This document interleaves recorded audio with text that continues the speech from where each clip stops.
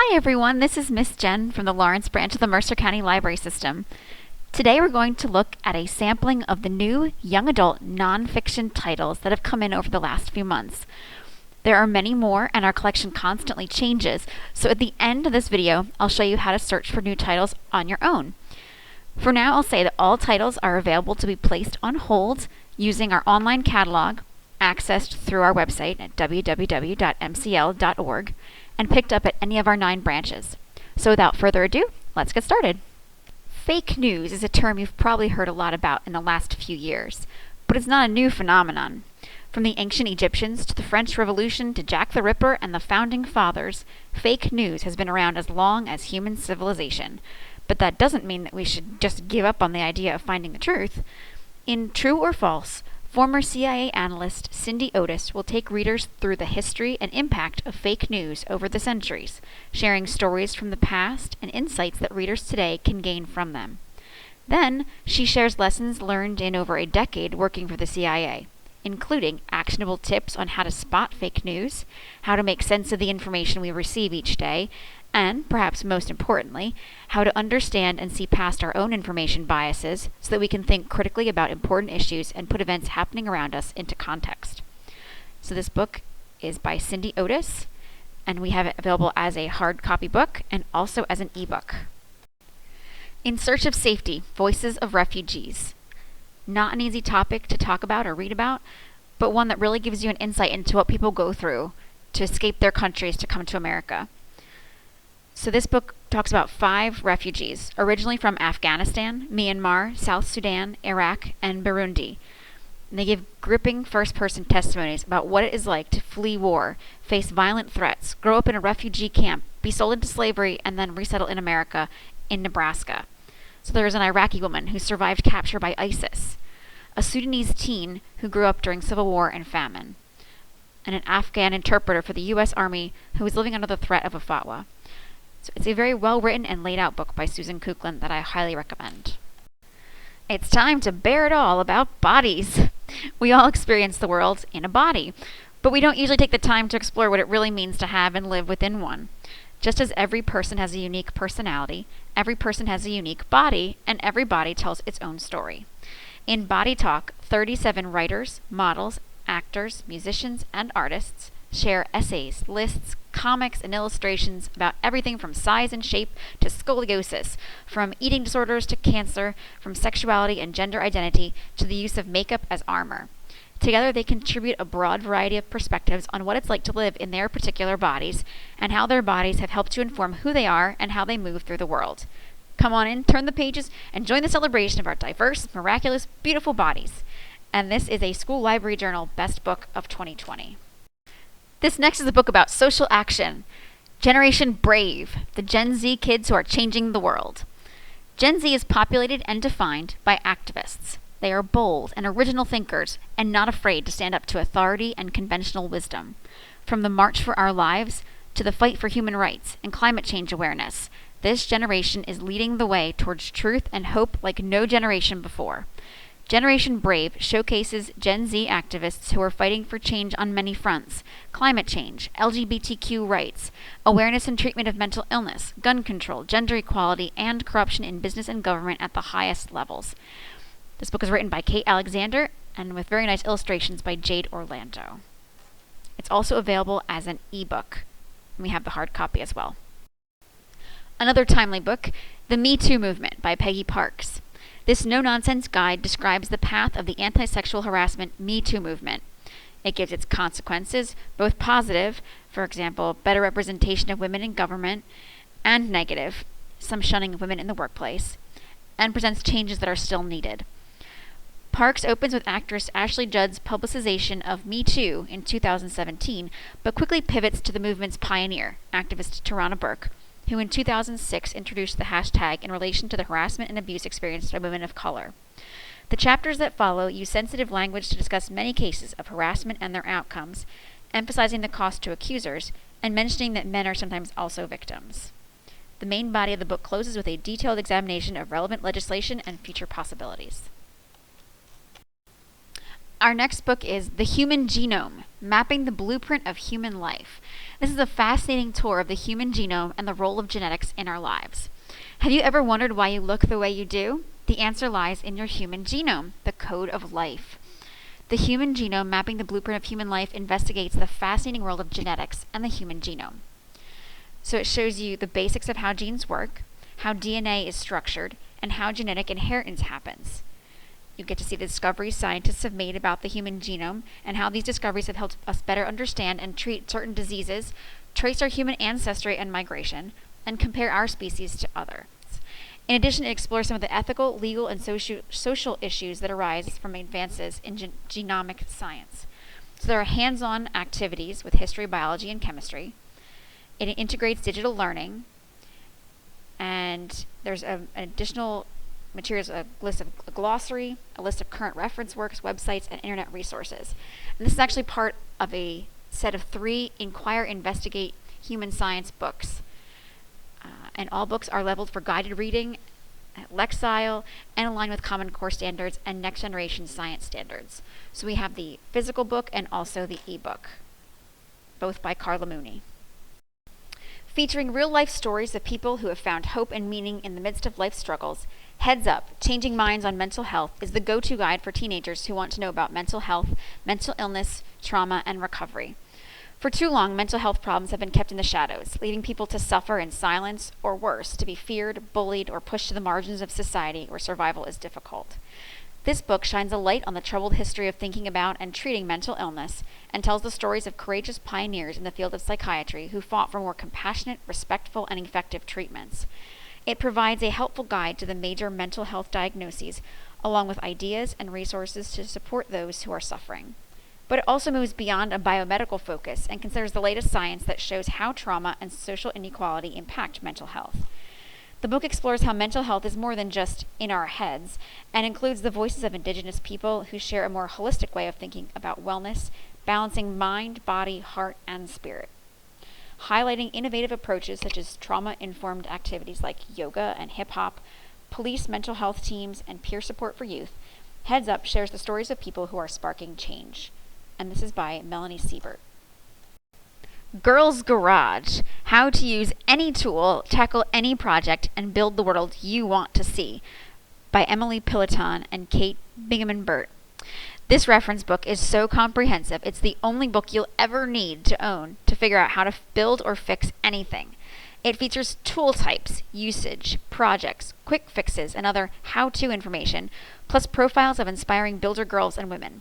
Promoting self-sufficiency for young women so that they can change a tire or fix a running toilet without calling a male partner, family member, or professional to assist, this guide will also instill in young women a long personal relationship with creativity. And I think this book looks awesome. This next is actually a graphic novel. Travel to deep space and back again with The Mars Challenge. It's about the science and logistics of a manned mission to Mars. Nadia is a teen with a dream to be the first woman on Mars. But to get there, she's got to learn all she can about the science of spaceflight. It's a good thing her friend Eleanor is an attitude, determination, and control officer. Basically, she pilots the International Space Station. Eleanor takes Nadia on a conceptual journey through an entire crewed mission to Mars and explains every challenge that must be overcome along the way, from escaping Earth's gravity well, to keeping the crew healthy as they travel through deep space, to setting up a Mars base, to having enough fuel for the trip home. In the Mars Challenge, writer Alison Wilgus and artist Wyeth Yates bring the reader on a thrilling interplanetary voyage and clearly illustrate the scientific concepts and complex machinery involved. Humans can reach Mars in our lifetime. This book explains how it can be done. Do you like running? Are you thinking about starting running? This book, called Girls Running, has all you need to strive, thrive, and run your best. It's by Melody Fairchild and Elizabeth Carey. Girls Running offers the guidance and tools girls need to thrive on their running journey right from the start, with straight talk on training, physiology, menstruation, sports nutrition, a winning mindset, body image issues, gear, team building, and competition. Girls Running educates and empowers young runners to achieve their potential and love running more. Inspired by high school phenom Melody Fairchild's groundbreaking running journey, and with a coaching insight from Fairchild and co-author Elizabeth Carey, Girls Running is a valuable toolkit for middle and high school runners. Backed by science, research, and over 100,000 miles of experience, this resource answers the most timely and sensitive questions that girls face when their bodies change and the miles increase. Girls, parents, and coaches will see ways to navigate puberty, mental health, eating disorders, and the pressures of competitive running. Girls Running is a go-to guide for everything girls need to know to run better and love the journey while doing it. Most of us have heard of the Diary of Anne Frank, a girl during World War II. This is a different story, also during World War II, but one about the Rosen family. And this one is told by one of their descendants. They were there at the beginning of the war, but they were gone by the end. I suppose they died in the camps. That's all young Michael Rosen, born in England just after the end of the Second World War, was told about the 6 great-aunts and great-uncles who had been living in Poland or France at the beginning of that war. This wasn't enough for him. So as an adult, he started to search. He asked relatives for any papers they might have. He read book after book. He searched online time and again as more information was digitized and suddenly there to be found. In a unique mix of memoir, history, and poetry, scholar and children's literature luminary Michael Rosen explores his family history, digging up more details than he ever thought he would, and sharing them with readers so that now, a lifetime after the Nazis tried to make the world forget the Rosen family and the rest of Europe's Jews, his readers can do something essential. Remember. There's an extensive list of titles for further reading, maps of France and Poland, a family tree, and an introduction by lauded author and anthropologist Mark Aronson. They Called Us Enemy is another look at World War II, this one from a boy living in the United States of Japanese descent and the things he faced here. And this is done in a graphic novel format. So George Takei has captured hearts and minds worldwide with his captivating stage presence and outspoken commitment to equal rights.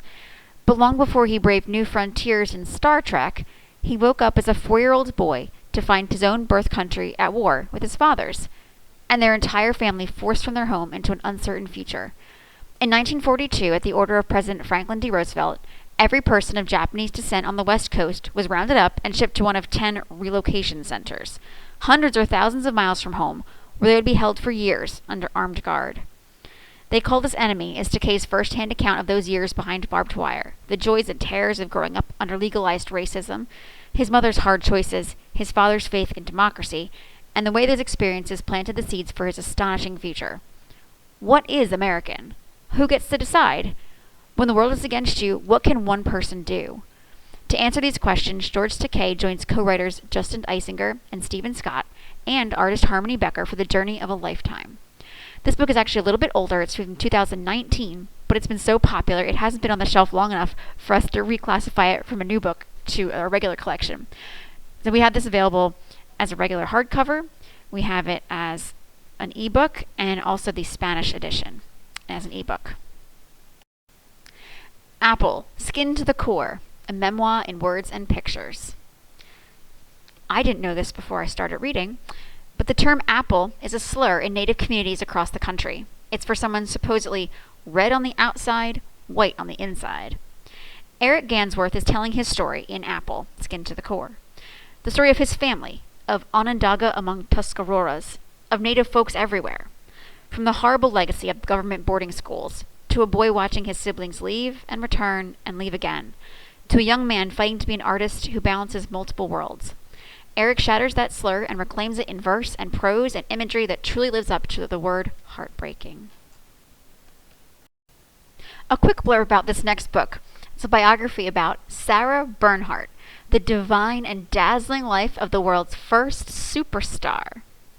So she is the first international celebrity and one of the greatest actors of all time, who lived a highly unconventional, utterly fascinating life.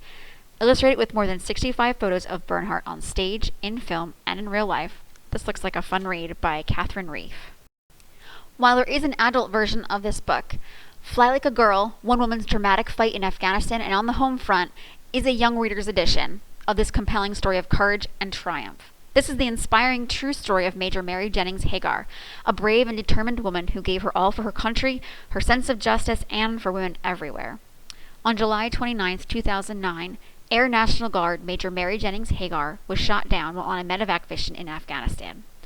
Despite being wounded, her courageous actions saved the lives of her crew and their patients, earning her the Purple Heart as well as the Distinguished Flying Cross with Valor device. That day also marked the beginning of a new mission, convincing the U.S. government to allow women to serve openly on the front line of battle for the first time in American history. This has exclusive photographs and a Q&A with the author specifically written for teen readers. And it is by Mary Jennings Hagar herself. Similar to They Called Us Enemy, our final book here is called Kyo Sato, From a World War II Japanese Internment Camp to a Life of Service. Our camp, they tell us, is now to be called a relocation center and not a concentration camp. We are internees, not prisoners. Here's the truth. I am now a non-alien, stripped of my constitutional rights. I am a prisoner in a concentration camp in my own country. I sleep on a canvas cot under which is a suitcase with my life's belongings. A change of clothes, underwear, a notebook, and a pencil. Why? Kyo Sato. In 1941, Kyo Sato and her 8 younger siblings lived with their parents on a small farm near Sacramento, California, where they grew strawberries, nuts, and other crops. Kyo had started college the year before when she was 18, and her eldest brother, Seiji, would soon join the U.S. Army. The younger children attended school and worked on the farm after class and on Saturday. On Sunday, they went to church. The Satos were an ordinary American family. Until they weren't. On December 7, 1941, Japan bombed the U.S. naval base at Pearl Harbor, Hawaii. The next day, U.S. President Franklin Roosevelt declared war on Japan, and the U.S. officially entered World War II. Soon after, in February and March 1942, Roosevelt signed 2 executive orders which paved the way for the military to round up all Japanese Americans living on the West Coast and incarcerate them in isolated internment camps for the duration of the war. Kyo and her family were among the nearly 120,000 internees. In this moving account, Sato and Goldsmith tell the story of the internment years, describing why the internment happened and how it impacted Kyo and her family. They also discuss the ways in which Kyo has used her experience to educate other Americans about their history, to promote inclusion, and to fight against similar injustices. Hers is a powerful, relevant, and inspiring story to tell on the 75th anniversary of the end of World War II. We have this as both the hard copy and as an ebook. So all of these titles and more can be found on our shelves if you come in during the hours that we're open. You can check our website for those hours. You can find them on our website at www.mcl.org and go to the catalog. Or you can always call a librarian and have them help you find where they are and put them on hold. So now I'll quickly show you how to find new books in the library catalog on your own, right from home. You can put them on hold and pick them up at any one of our 9 branches. First, you'll need to go to the library's website, www.mcl.org. You'll want to go to the top right corner where you see Login and Catalog. Click that. Since we don't have anything specific that we're looking for, what we're going to do is bring up our entire collection and then use the limiters to narrow down exactly what we want. So, what you're going to do is hit the search button without typing anything into the search box. This brings up quite a number of results, but don't worry, you don't have to go through all those. Look on the left-hand side where it says Limit Search Results. Scroll down until you see Shelf Location, then hit View All. And since in this case we're looking at the young adult nonfiction, you would do the little checkbox next to MCLS, which is Mercer County Library System, MCLS YA Nonfiction, and then click Include at the top. But you can also pick whatever categories you want to find new books in. This narrows our results a little, but now we want to limit to just the new books, not just YA nonfiction. So you go back to your Limit Search Results boxes, scroll down to Publication Date, and then click on the date ranges that you want until you have it as narrow as you want it. So this took me 3 times to narrow it down to 2020 and 2021, because I made this right between December and January. So once you do that, you hit Include or just click the date. When you get your results back, go up and sort the results by publication date descending. This will put the newest books at the top. And as you can see, that brought us down to a manageable 139 results with the newest at the top that you can then scroll down and check them out. And that finishes up our recording. So here's a picture of our young adult bulletin board right now. If you're stressed, let it go. Take a break with a good book, maybe even one of those new books that we've talked about today. Thank you for watching.